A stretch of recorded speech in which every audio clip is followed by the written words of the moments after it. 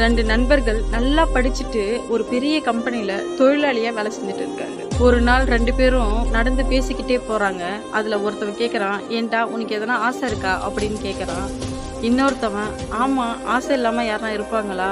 எனக்கு நம்ம வேலை செய்யற கம்பெனில முதலாளியா ஆகணும், இல்லைன்னா அதே மாதிரி ஒரு கம்பெனியை வைக்கணும் அப்படின்னு சொல்றான்.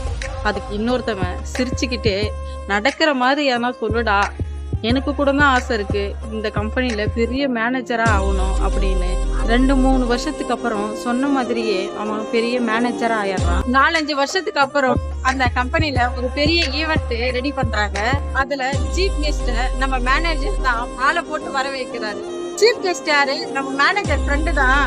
ஈவெண்ட் முடிஞ்ச உடனே மேனேஜர் ஃப்ரெண்டு கிட்ட, டேய், ஒவ்வொரு முதலாளியுமே தொழிலாளி இடத்துல இருந்து தாண்டா வரான், அதனாலதான் நான் தொழிலாளியாவே இருந்து தொழிலாளியாவே வேலையை கத்துட்டு இப்ப முதலாளியா முன்னாடி வந்து நிக்கிறேன் அப்படின்னு சொல்றான்.